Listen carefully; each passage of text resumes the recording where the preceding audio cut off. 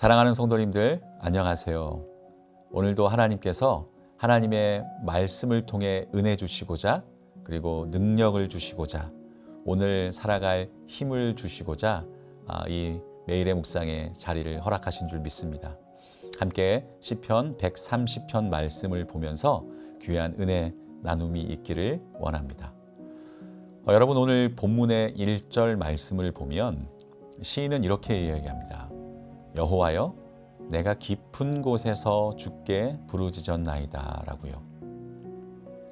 여기서 깊은 곳이라는 말은 그 바닥을 헤아릴 수 없을 정도로 깊고 신비한 깊은 바다 혹은 골짜기를 가리킵니다. 이는 시인이 당면했던 심한 고통과 압박을 비유하여 말한 것인데요. 시인은 이처럼 인간이 당하는 가장 곤란한 지경에 처해 있었습니다.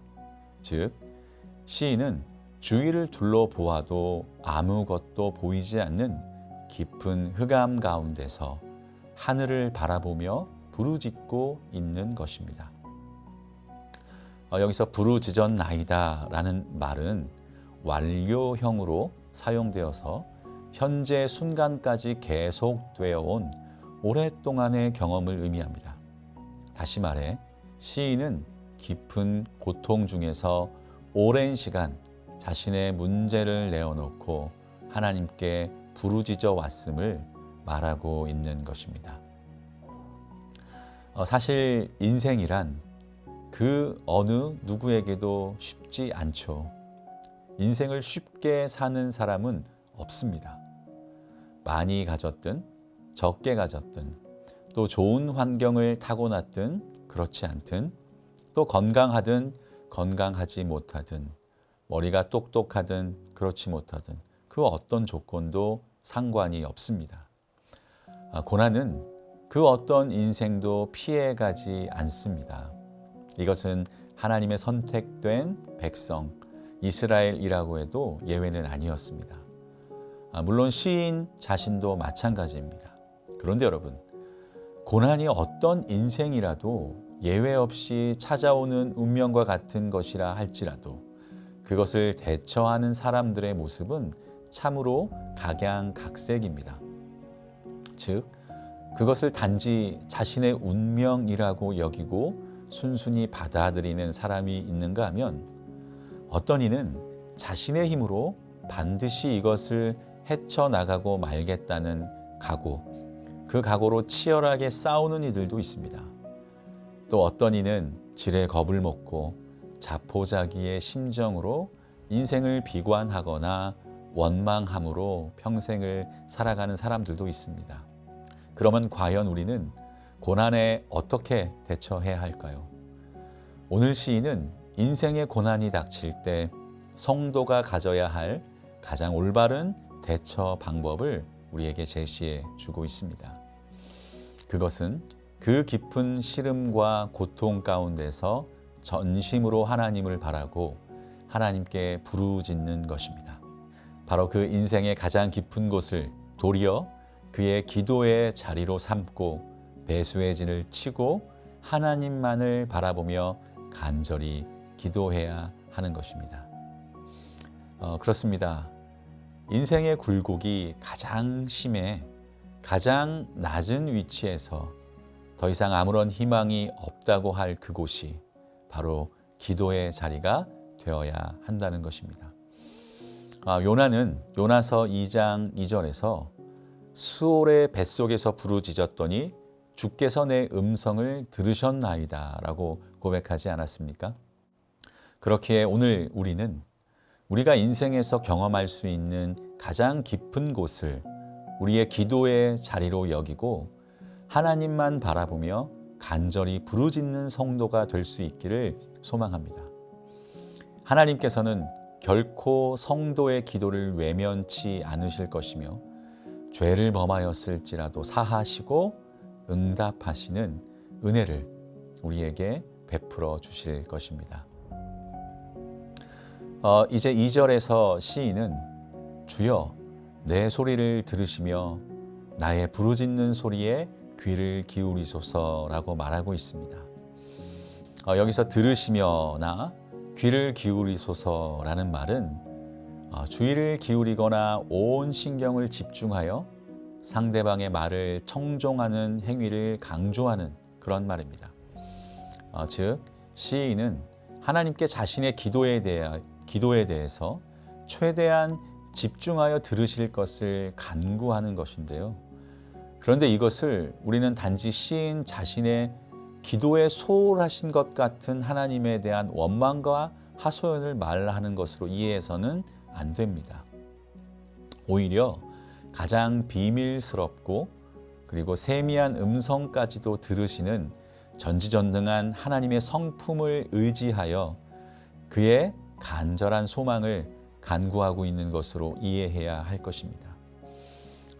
본 시가 자신과 민족의 죄를 통회하며 사죄를 바라는 마음으로 하나님께 드린 참의 시라는 점을 감안해 볼 때 시인의 이러한 간구는 자신과 민족의 죄에 대한 하나님의 노를 거두시고 그 자신과 민족의 죄를 사하셔서 모든 고통에서 구원해 주실 것을 바라는 깊은 염원과 사모함의 또 다른 표현이라고 이해할 수 있습니다.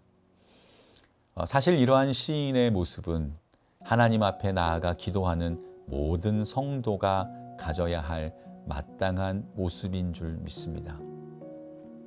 하나님 앞에서 응답받기를 원하는 사람은 이와 같은 간절함과 절박함이 담긴 강청의 기도를 하나님께 드릴 수 있어야 하겠습니다. 혹시 응답될까 하는 마음으로 잠시 두드려 보다가 마는 것이 아니라 반드시 응답을 주실 것이라는 굳은 의지와 믿음을 가져야 하는 것입니다. 그러하기에 어제 기도했지만 오늘 다시 기도하는 것입니다. 한 번 두드려서 열리지 않았다고 해서 그만두는 것이 아니라 다시 두드리는 것입니다. 본문에 등장하는 시인의 표현들을 보십시오. 기다리며 바란다는 표현들이 많기도 하지만 대표적으로 6절을 보면 이런 말씀이 있습니다. 파수꾼이 아침을 기다림보다 내 영혼이 주를 더 기다리나니 참으로 파수꾼이 아침을 기다림보다 더하도다 라고요. 여러분 군대에서 추운 겨울에 보초를 서며 다음 보초가 오기까지 1시간 반 그러한 시간 정도의 기다림도 너무너무 길게 그리고 힘들게 느껴지는 그런 경험을 했습니다. 이 말씀이 정말 잘 와 닿더라고요. 시인이 기다리고 기다림으로 그토록 오랜 시간 포기하지 않고 끊임없는 기도와 간구로 간절히 하나님께 나아갔던 것처럼 아직 응답되지 않았지만 응답될 때까지 아직 열리지 않았지만 열려질 때까지 열심과 믿음으로 하나님께 나아가는 기도의 자세가 우리 모든 성도에게 필요한 것이 아닐까요? 예수님께서는 항상 기도하고 낭망치 말아야 될 것을 비유로 말씀하시면서 불의한 재판관과 그에게 자신의 원한을 풀어줄 것을 간구하는 홀로 된 여인에 대해서 말씀하셨습니다. 불의한 재판관은 계속되는 홀로 된 그 여인의 간청에도 눈 하나 꿈쩍하지 않았지만 그녀의 계속되는 간청에 그는 점점 괴로움을 느끼기 시작했습니다. 그리고 누가복음 18장 5절에 보니까 이 과부가 나를 번거롭게 하니 내가 그 원한을 풀어주리라. 그렇지 않으면 늘 와서 나를 괴롭게 하리라 하였느니라 라고 말했습니다.